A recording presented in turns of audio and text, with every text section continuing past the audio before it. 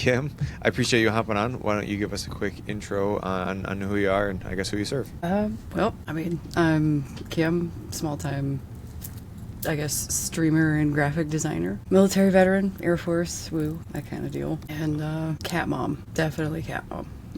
Yeah, it's a lot of cats at one point. And we've been working together for just over a year now. And I want to really kind of celebrate the successes that were not frictionless over the last year. And so let's kind of start from the beginning. Where were you a year ago that kind of got you interested into even exploring what online coaching had to offer? Oh boy, I needed more motivation. It was a rough time, back injury. So I knew my weight was an issue, but I just couldn't give myself the kick in the ass to go to the gym, and I wasn't exactly in the best of environments either. So finding a third party removed seemed to be the best option. Yeah. Yeah, I've noticed that a lot where sometimes we need somebody with that like degree of separation to just motivate us, because anybody within our close circle, anytime they try to push us a little bit, the defenses immediately come up. And so having that third party entity, like you said, can help with that. Sure.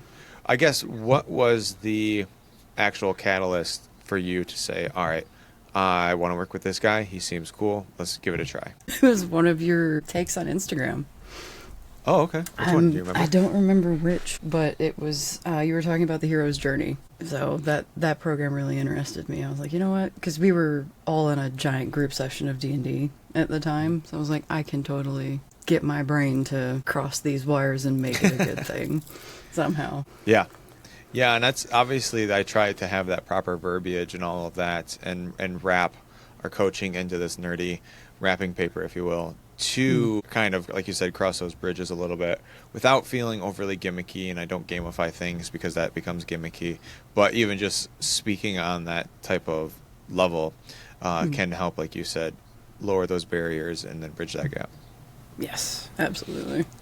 Nice. And so when we started working together, do you remember kind of what not only the goals were, but also like what the program kind of looked like? I know my goals in the beginning had a lot to do with sleep and food, that and energy, because I was dead tired all the time, which was part of the excuse I gave myself to not, do the things. The program was it was goals. We started slow and small, just like daily reminders and things, and then like worked up to, because I also had a gym membership that was I was paying for but not using, so it was like, all right, finally we can access the guilt and turn it into something productive. So it was like, I think a week out of work, a workout a week, and then just adding days like every other day, and then stretching in between. Yeah, that and remembering to eat. Oh, that was also a thing. It was a lot of my issue. Yeah, because I noticed when we were first starting working together, but also first starting to track calories, there were a lot of like sub 1,000 calorie days, and that was like our main goal, because when you're eating 600 to 800 to 1,000 calories a day, you're obviously not going to have the most energy to where your workouts aren't going to be efficient really at all. And then, like you said, energy levels are going to be tanked. Sleep is even going to be affected because your calories are so low that it's going to negatively affect your sleep. So that kind of all snowballs. And so that was kind of our main focus, was to really focus on remembering to eat and then logging it. To where I told you in the beginning, it was, if you remember, it was like, I don't even care what you eat. I don't even care how many calories you eat. I don't want a calorie goal. Yeah, it's like, I just want you to eat. Ideally log it in some way, shape, or form so I can see that you're eating, but that was like the main goal. Just to eat. Yeah. Please have a snack. Yeah, exactly. And how did that evolve? How did that feel? How did that treat you? And then how did we progress that kind of throughout the year? It slowly but surely over time. Because my relationship with food at the beginning was not great. It was not great at all. I'm not necessarily sure why or what, but it was an avoidance. Or just I'd forget. I'd just start working that day and would never cross my mind. But once the workouts started to hit, and then the hunger kicked in, my body was like, no, please feed us. So sitting and tracking was actually a lot easier then. And it wasn't just like I'll grab a bag of chips or like a pack of cookies. Like, I fell back into my fruit habit or my Yeah. yogurt or trail mix or things like that. So, and then it turned into meal prep. And Yeah. then the meal prep for like the week became a like Sunday ritual almost. And yeah, it was really awesome to see it. It's crazy to think that, like, having that from, oh man, I'm actually hungry to, and now I'm doing meal prep for the week. Yeah, exactly. To where food prior to that was not even an afterthought. It was, holy shit, No. I've gone all day and I haven't eaten yet. To now I'm planning my meals ahead of time and preparing them. Hmm. Yeah, nice. And that kind of brings up a good point. So with the workouts and I guess the program as a whole, did you ever feel like there was a certain time where anything was just like overwhelming, just maybe on not necessarily on a day-to-day basis, but did you ever feel like the program as a whole was too much or overwhelming or not fitting to the lifestyle that you have? A few times, very few times, if at all. But that was mostly because of like extenuating life circumstances, Hmm. not so much the program itself. Yeah, and there were definitely times that we can dive into that to where we created a program and it seemed like it was fitting well, and then life threw a wrench at you, and we kind of Hmm. navigated those waters. So, yeah, I guess let's dive into that. Do you want to touch on like I guess what happened? What was it, a few months ago that kind of caused a big rip into things? Actually, there was a huge series of there was a series of Just massive this, life events that all yeah. kind of happened.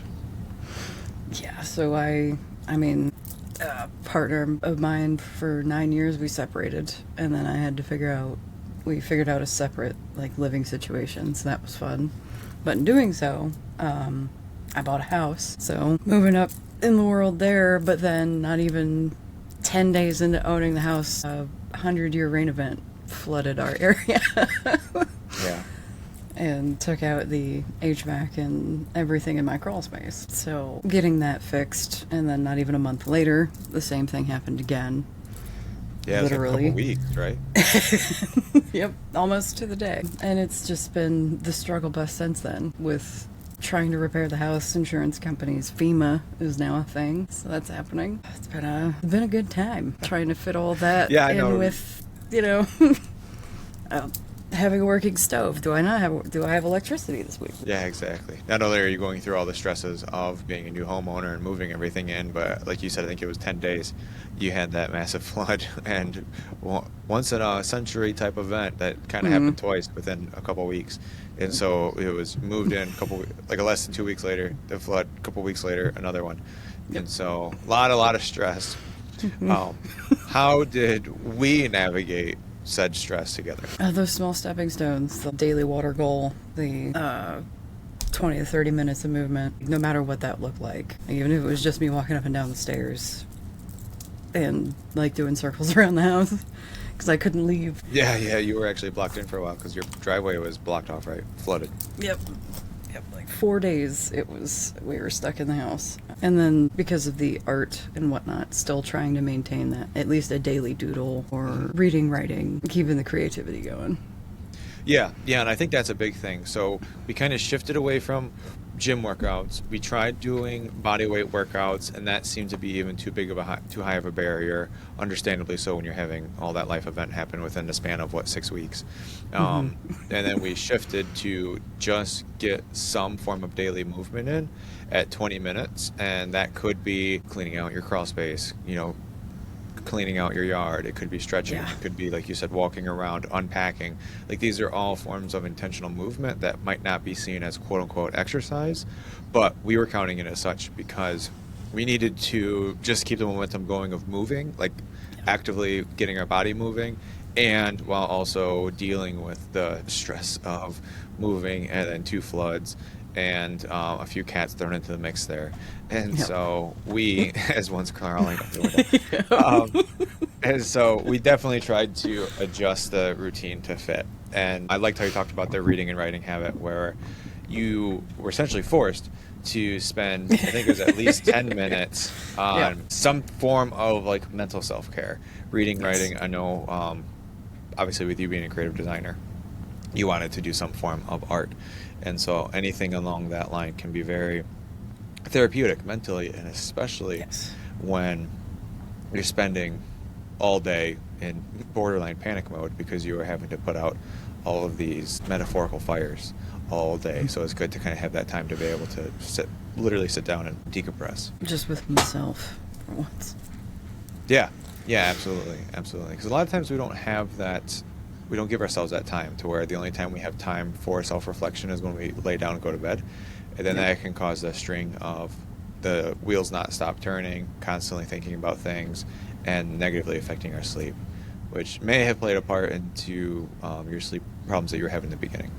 Yes, absolutely. Yeah. And then, so one thing to celebrate is not only were you insanely consistent with all of those habits, you were also reintroducing meal prep at this time too.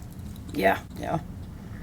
Because it was with the being trapped in the house, figuring out, like, well, what am I going to do? Like, some days I'll be able to cook, some days I won't. So what do I have and what can I prepare to have in the fridge just ready to go in one way or another, between, like, the protein shakes or the, like, bulgogi beef with veggies and rice, or the yogurts and just oats, berries, things like that. Having them on hand and, like, okay, cool. Yeah. Yes, I'm good. The babies are good. It was a relief to know that I had handled that, and it was one less thing on my list for that day or that week that I had to deal with.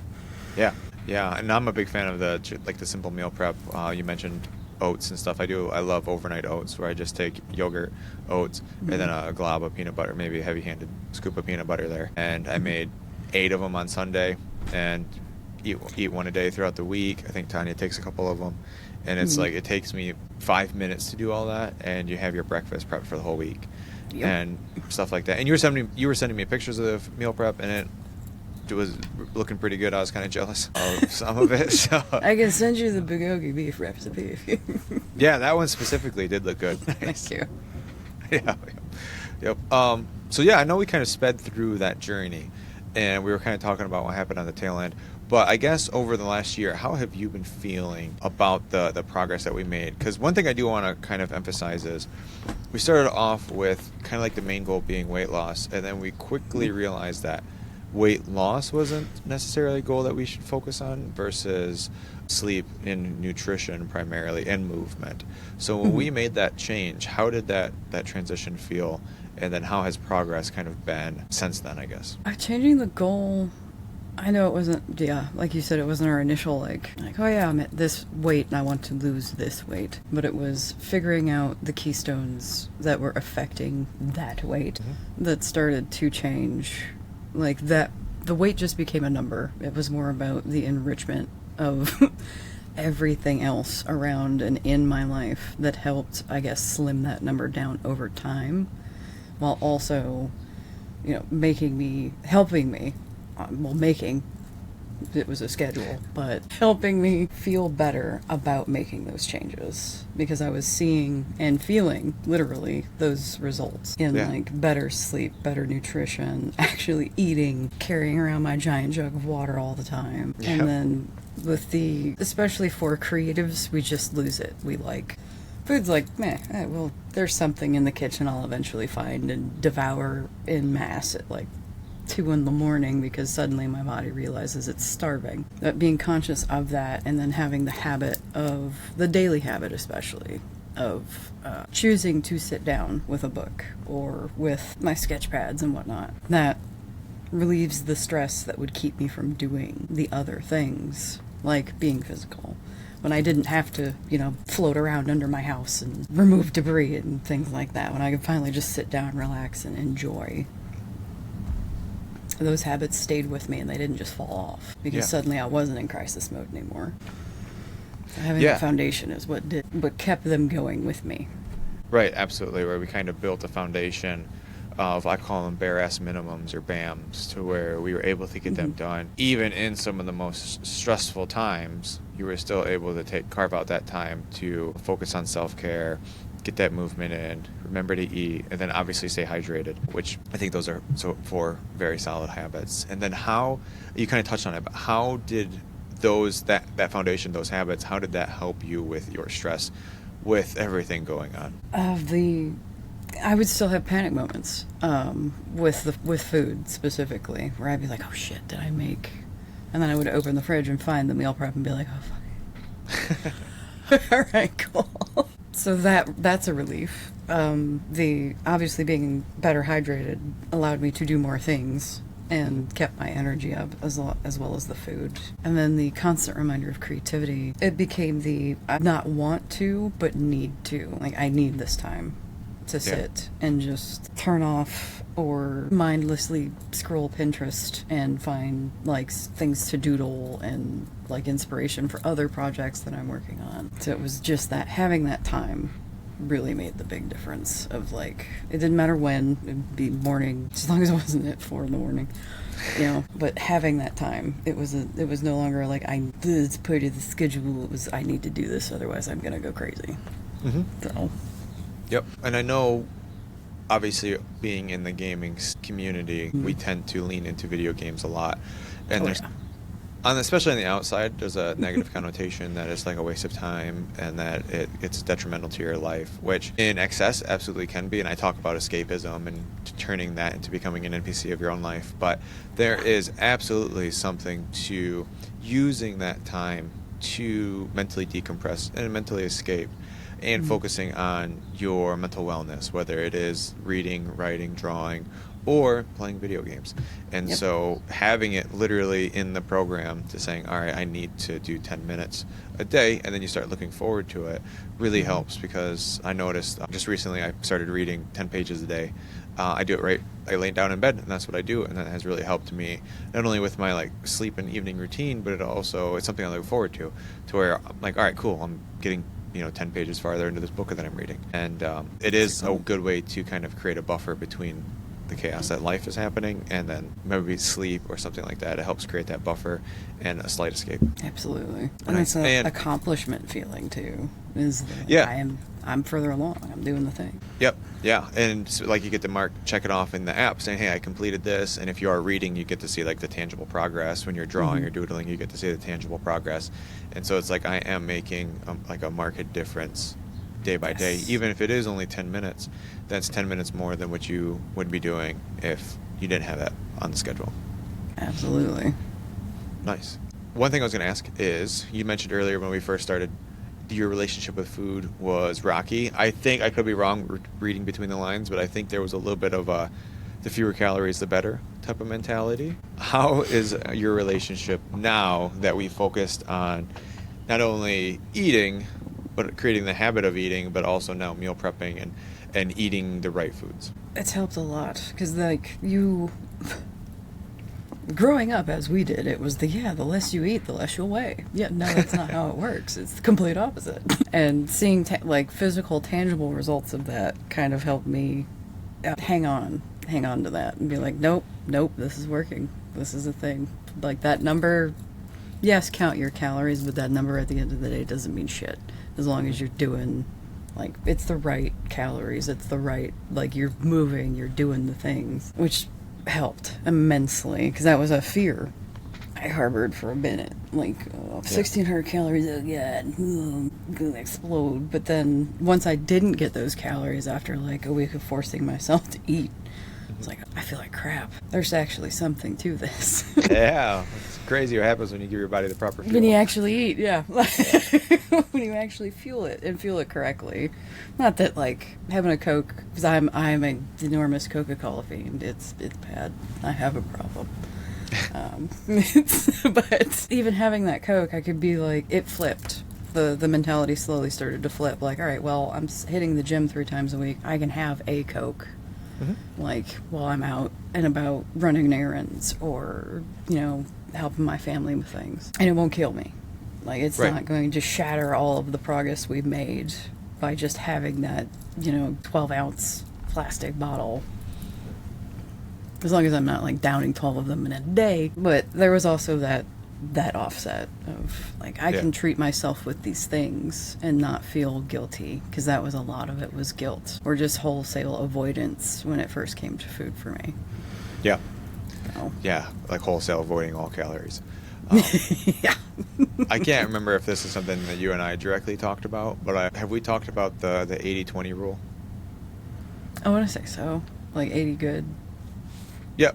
Yeah. calories. Yep. Yeah. Yep. So essentially, I kind of equate it to like our finances, right? To where if we spent all of our time working just to pay the bills and have nothing left over, we would be living a not happy existence, right? And Mm-hmm. so the rough rule of thumb for budgeting is 50% of your income goes to bills, 20% goes to future savings, and then 30% goes to whatever the hell you want. And so I like to think of calories as the same way, to where roughly 80% of our calories come from whole foods, 20% comes from whatever the hell we want, whether that's pizza, ice cream, Coca-Cola, stuff like that. And Yeah. so having that mindset of enjoying this full sugary Coca-Cola because it is actually programmed into my caloric budget helps Mm-hmm. shift that mindset. Easier said than done. Totally understand Yeah. that, because I've also talked to Yeah. people who have had, a one can of Coke on Tuesday, and then their whole week is shot because they are imperfect, and then they need to start again next Mm-hmm. Monday, which is also a mindset that we kind of navigated a little bit there. Yeah. Yeah. Yeah. Well, with the workouts, yeah. Because I feel like Yep. I would have to like double down to make up for the work Yeah. that I Yeah. missed. Yep. And I'm definitely not a fan of doing 2-a-days unless you Yeah. like cut each workout in half and kind of Mod Podge it together. But if life and stress gets in the way and we have to drop a workout for that week, I'd much rather see 2 out of 3 workouts get done than 0 out of 3. Gotcha. Yeah. And when we first started working together, it wasn't like we went from 600 calories to 1600. It was Oh, like, where God, are no. we? And like, I think we started around like 1200, which is still low. But Mhm. I would much rather have you go from 800 to 1200 than 800 to 1600. Yeah. Double your caloric intake. I'd rather see that needle move kind of move in the right direction, but also maybe in smaller increments that are more realistic. And as you notice, we got up to 1600. After a while, like you said, you realize that, hey, this is what my body is supposed to be eating. You're having Yep. to oversimplify other parts of your body are kind of like waking up, getting more energized and stuff like that. And so Mhm. when you're reigniting these systems, for lack of oversimplification, you're going to notice when you drop back down. And that was kind of what we talked about, what you mentioned earlier. Yeah, because you can hear it and, I need to eat this much. But once you get into the thick of it, and you're like, oh no, if I don't have this, I go back to feeling like crap. Suddenly it hits. Suddenly it's real, and your brain's like, oh man, yep, nope, this is a thing. We have to do this. Yeah. Yeah, and then you kind of have that revelation, because I think we talked about this, about how that was your norm starting Mhm. off. You were in this sense of like almost like your body was in reserve mode because you had such low energy intake, that when you finally got out of it and get back into it, you're like, holy shit, this is how I was feeling like 100% of the time. And then when you Yeah. kind of get out of that funk, you outside looking in, you're like, wow, that's a kind of an eye-opening experience. It's a drastic change, yeah. How have your energy levels been? I know obviously things haven't been ideal with all of the move and the chaos, but with all that's going on, how have your energy levels been? I've been maintaining little backslides here and there because of the floods, but I kind of almost expected that because FEMA is here. Like Yeah. we're literally in emergency mode. It's Yeah, it not was like a just legit me. national emergency. So they maintain. I've been able to maintain a lot more, and then having a yard to work in has also been an immense both help and, I don't want to say drain. Drain's the wrong word, but like, I guess arena to be physical in. That isn't just like going to the gym, because like now I have a wood line, and debris falls from one of the storms. I can go out with my axe and chop up the debris and treat it myself, or like the taking care of the yard, the garden, and then being out in the sun. Like all of that takes energy, and I wouldn't be able to do it with what I was doing or intaking before at all. I'd have walked out onto the deck and just flopped around a little bit and come back inside. It wouldn't have been great. Right. Right. Because then I So- know also around that time is you were very your sleep quality was very low, but you're also, I think were you actually being prescribed with insomnia, or prescribed for insomnia? Yeah. Because I remember we were talking about that a lot. Oh yeah. The hardcore insomniac. Have been since I was a kid. So And that seems that has improved at least a little bit. yes, it's more consistent sleep now. That's becoming a good thing. But, but it's still therapist still wants me to get 6 to 8 hours, but at a time doesn't quite work for my body. Between the insomnia and then the pain from the back injury, laying in one spot for 6 to 8 hours doesn't feel good. But I can still get that. I'm still up at 8 in the morning kind of thing. And able to take that into the day. Even if I have to take like a hour or two nap in the afternoon, I'm still able. That's a lot more than I was getting done beforehand. And that's a lot earlier than I was getting up willingly beforehand. Yep. And that's a big thing is there's ideal and there's realistic, and they don't always overlap, right? And so in an ideal world, they say you should be getting anywhere between 7 and 9 hours of sleep, but some people really do thrive on just 6 hours because those 6 hours are extremely high quality sleep. And some people, they tend to perform better if they do, like you said, kind of naps. Not necessarily just napping in between, but maybe have a few 4-hour blocks, 2 4-hour blocks where you wake up for a little bit. And although that might not be ideal, that's, you're dealing with the hand that you were dealt. And so do what you can to make the most of it. And it sounds like that we have been kind of improving on that. Whether it's perfect, it's kind of irrelevant because it is improved. Yes. Cool. Any final remarks or words of advice or affirmation to somebody who might be on the fence, who want to maybe explore online coaching, but they're not entirely sure if they want to fully take that plunge yet? Boy, shoot the shot. Do it. Like, the worst, because I know I was skeptical of shit. Military kid, joined the military myself, came out, and I'm like, is this a thing, or is this, just going to be we meet once a week and discuss numbers? And it was absolutely not that. The nerd, I know I said the like geekery, gamery is what got me into it initially, but it was also like going through the first few weeks, it was the rapport that we had, and then the group within the program itself. Seeing everybody's like wins and affirmations, and then the Discord, and then in the app, like it's a small town, more or less, and you're there to build each other up, and it's awesome. So, I mean, do it. What do you have to lose? It's a consultation, and then if you're still worried about it, you can always say no. That's the worst that can happen is no. Yeah, absolutely. And I appreciate that, by the way, and I definitely try to build that supportive community of just like-minded gamers trying to improve their health. And like you said, you and I one-on-one work together fairly closely, but I also try to have that community support so that way you don't feel like it is just you and I on this journey together, it's other people. And so I'm glad that all kind of collectively helped and motivated you and helped, and you felt supported with it, because it's all what it was supposed to do. You got a D&D tavern going in there. Yeah, it's pretty awesome. Exactly. Well, awesome, Kim. I appreciate you hopping on again, and I never know how to properly end these things. So I guess thank you for hopping on. I know you're going to keep seeing awesome success with this, especially now that the chaos is hopefully behind us. And so let's just exactly. Let's just keep kicking ass and taking names. Yes, sir.